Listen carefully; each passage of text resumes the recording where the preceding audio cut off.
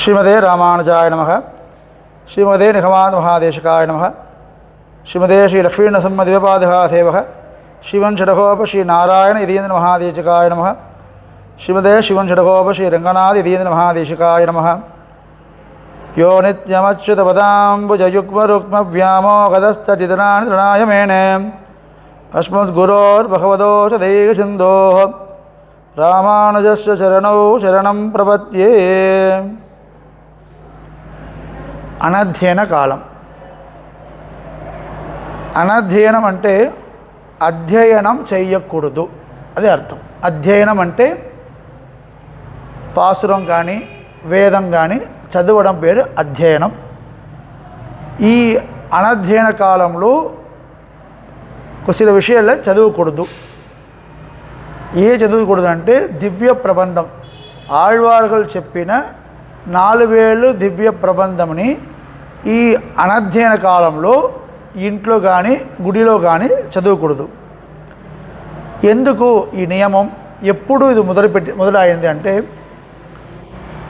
4000 సంవత్సరంకు ముందు తిరుమంగయాళ్వార్ ఉన్న సమయంలో ఈ తిరుక్కార్తిక ఉత్సవం జరిగి నంబెరుమాళ్ మళ్ళీ తన ఆస్థానానికి వచ్చినప్పుడు తిరుమంగయాళ్వారు ఒక ప్రార్థన చేశారు. ఏనంటే, స్వామి నంబెరుమాళ్ ప్రతి సంవత్సరం వైకుంఠ ఏకాదశి రోజు నుంచి 10 రోజుకి పూర్తిగా వేదంని వింటుంటారు. పూర్వంలో అదే జరుగుతుంది. సంస్కృత వేదము పూర్తిగా వింటున్నారు స్వామి. తిరుమంగయాళ్వారు నంబెరుమాళ్ దగ్గర ఒక ప్రార్థన పెట్టారు. స్వామి, మీరు సంస్కృత వేదం మాత్రం విన్నుంటారు, అదే సమానంగా ఇంకా చెప్పాలంటే అదకన్నా ఇంకా వైభవమానది ద్రావిడ వేదం కదా తిరువాయుమొడి, మీరు అద కూడా విన్నారు కదా అని అడిగారు. వైకుంఠ ఏకాదశి నుంచి 10 రోజుకి నమ్మాళ్వారు చెప్పిన తిరువాయుమొడి కూడా మీరు విన్నాలి స్వామి అని తిరుమంగయాళ్వారు ప్రార్థన చేశారు. అదికి స్వామివారు ఏం చెప్పారంటే, ఖచ్చితంగా వింటాం, కానీ 2 కండిషన్. ఒకటి, నేను వినాలంటే నేను నార్మల్గా ప్లేస్లో విన్నాను, దీనికోసం ఒక మంచి మండపం కట్టు, ఒక పెద్ద మండపం కట్టు, దాంట్లో నేను కూర్చొని వింటున్నా అని చెప్పారు. సహస్రతూణ అని కౌశీద ఉపనిషత్తులో ఉంది. శ్రీవైకుంఠంలో స్వామివారు సహస్రస్తూణకు మధ్యంలో ఒక తిరుమామణి మండప పైన ఆదిశేష పర్యంగంలో కూర్చున్నారు. కూర్చొని తన భక్తుడు ముక్తడుగులు నిత్యులందరూ స్వామివారు పక్కన కూర్చొని హావు హావు హావు అని సామగానం పాడుతూ ఉన్నారు. ఇది అక్కడే విన్నున్నది. అది అప్పుడే రిజంబ్లెన్స్కి, అది అప్పుడే రెసిప్రోకేట్ చేసినాక ఇక్కడ శ్రీరంగంలో తిరుమంగయాళ్వారు ఆ సహస్రతూణ మండపం కట్టారు.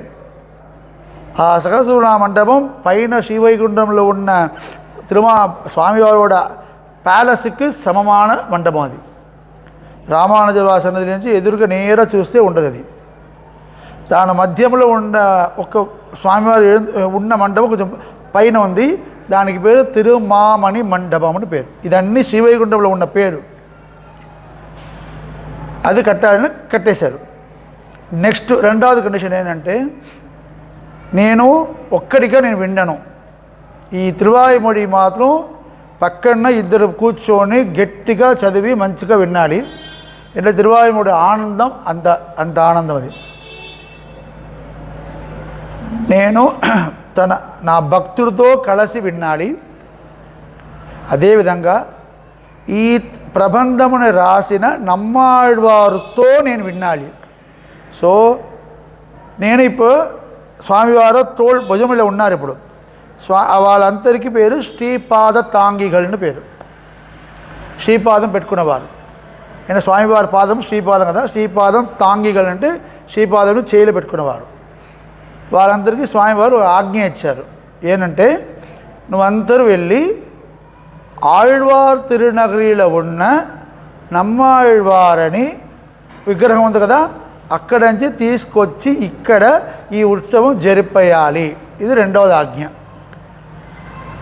వాళ్ళందరూ ఏం చేస్తారంటే స్వామివారు తోళ్ళలో ఉన్నారు కదా, స్వామి ఇంకొకటి అంటే నమ్మాళ్ళ వారికి ఒక పట్టయం అంటే ఒక ఆర్డర్, ఆజ్ఞ, శాసనం, నువ్వు వచ్చి ఈ ఉత్సవంని మంచిగా జరిపేయాలని నమ్మాళ్ళ వరకు శాసనం రాపించి పంపిస్తారు వాళ్ళ దగ్గర. తోళ్ళలో ఉన్నారు స్వామి, వాళ్ళు ఏం చేస్తారు, స్వామివారు చెప్పారు వెంటనే ఆళ్వాతిని పోవాలి. ఏం చేశారంటే అందరూ స్వామివారిని అక్కడే కింద పెట్టి బయలుదేరారు, మధ్యంలో కింద పెట్టి బయలుదేరారు. ఇప్పుడు ఏమైందంటే స్వామివారు అక్కడి నుంచి లోపలికి పోవాలి, బయట ఉన్నారు స్వామి. అందుకంటే ఏం చేశారు, తన అర్చకుడు పిలిచి 3 అర్చకులు స్వామివారిని కైతలంలో, ఇది కైతల సేవ అని పేరు, చేతిలో స్వామివారు పెట్టుకొని, సాధారణంగా స్వామివారు పల్లెకిలో ఉన్నారు కదా, ఇది ఏంటంటే చేతిలో స్వామివారు పెట్టుకొని లోపు వరకు తీసుకొస్తారు. ఉత్సవం తిరుకార్తీక దీపోత్సవం రోజు జరిగిన ఉత్సవం ఇది. అదేవిధంగా స్వామివారు ఏం చెప్పారు, అందరూ తన భక్త భావనలతో ఈ తిరువాయుముడి వినాలని చెప్పారు కదా. అదేవిధంగా నమ్మాళ్ళవారు పిలుచుకొని రావాలి కదా, అదికి ఊర్లో ఉన్న అన్ని భక్తులని పంపారు. సో ఇది జరిగినది ఎప్పుడు, కార్తీక మాస పౌర్ణమి దీపోత్సవం సమయంలో. అందుకంటే ఆ రోజు నుంచి ఊళ్ళో ఎవరు లేవు కదా, చదవడానికి పెట్టడానికి ఎవరు లేవు, అందరూ ప్రయాణంలో ఉన్నారు కదా.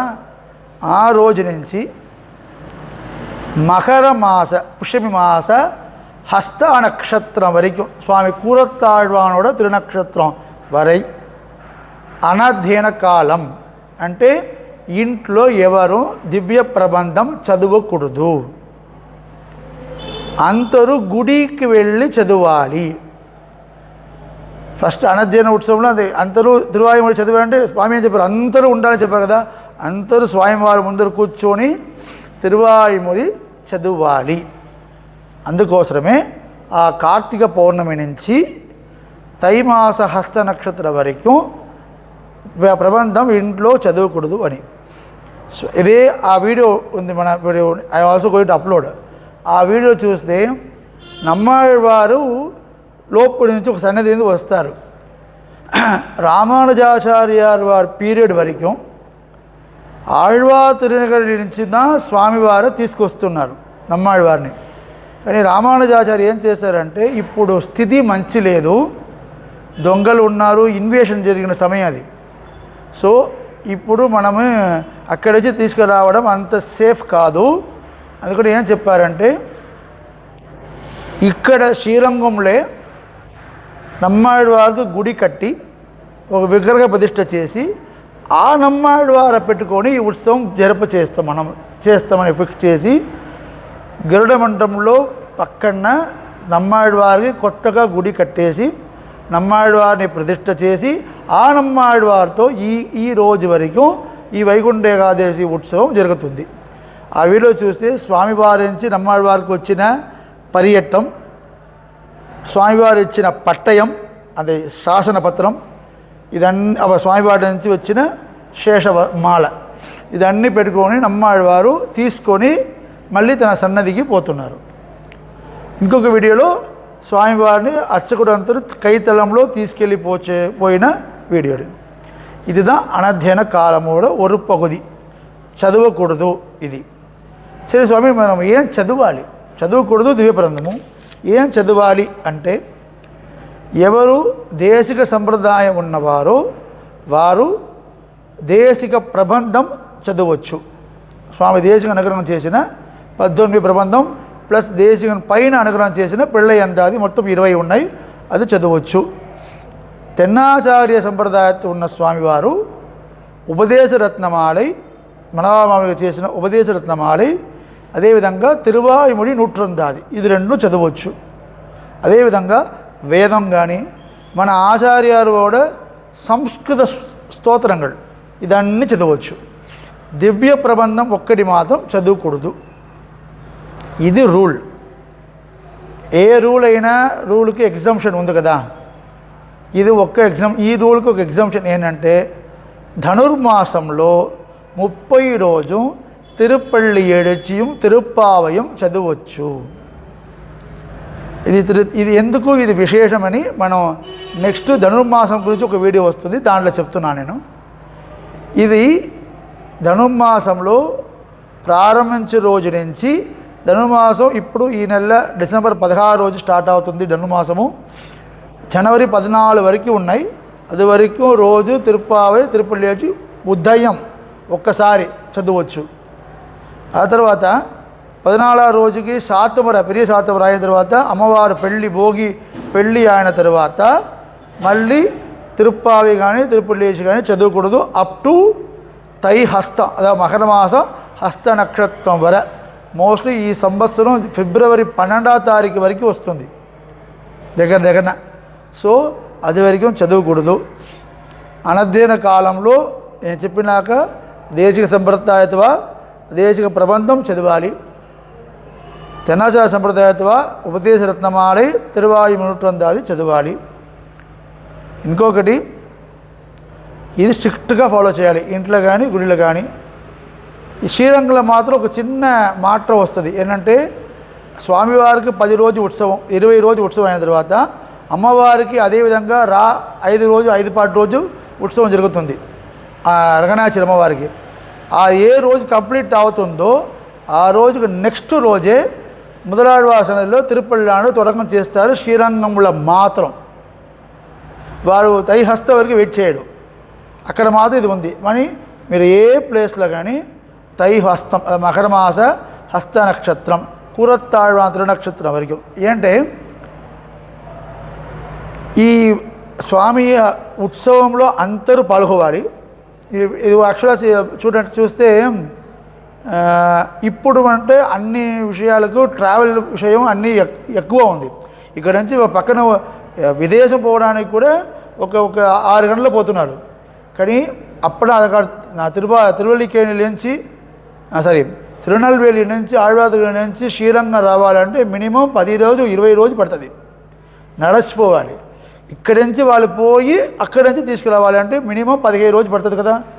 అదేవిధంగా నమ్మాళ్ళవారు వచ్చిన తర్వాత మళ్ళీ నమ్మాళ్ళవారు ఊరికి పంపాలి కదా, ఉత్సవం అయిన తర్వాత మళ్ళీ ఆళ్వాదుడికి పంపాలి కదా. సో అది మినిమం మీకు 15 రోజు పడుతుంది వాళ్ళు పోయి మళ్ళీ రావడం. సో ఇదన్నీ కరెక్ట్ లెక్క చేయండి. ఉత్సవం 20 రోజు, మున్నాడి 15 రోజు, ఇనికి 15 రోజు, దగ్గర 50 రోజు. అంత 50 రోజు అందరూ ఈ విశేషంలో బిజీగా ఉన్న కాబట్టి చేయకూడదు, ఇంట్లో చేయడం అవసరం లేదు. ఈయన గుడి పని ముఖ్యం, అందరూ కలిసి ఈ ఉత్సవం చెయ్యాలని పెట్టుకొని ఈ లెక్క పెడతారు. ఎందుకు తైహస్తం పెట్టారంటే ఒక గుర్తు.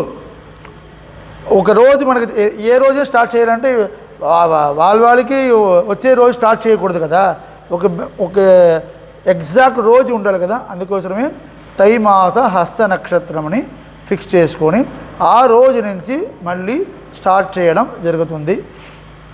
అందరూ ఈ అనధ్యయన కాలంలో స్ట్రిక్ట్గా ఫాలో అవ్వాలి. తిరువాయుమొడి అలాంటి ఏ ప్రబంధం చదవకూడదు. దేశీయ ప్రబంధం లేకపోతే తిరువాయు నూట్రందాది ఉపదేశరత్నమాల చదవాలి. అదేవిధంగా ఆచార్యుడు సంస్కృత స్తోత్రములు చదవచ్చు. కాలక్షేమం అదేవిధంగా ఏ సంత తిరువ ఏమి చెప్పకూడదు. ఇది అందరూ ఫాలో చేయాలి. ఇదే అనధ్యయన కాలం గురించిన విషయం. శ్రీమదే రామానుజాయ నమః. శ్రీమదే నిగమాంత మహాదేశికాయ నమః. అస్మద్గురుభ్యో నమః.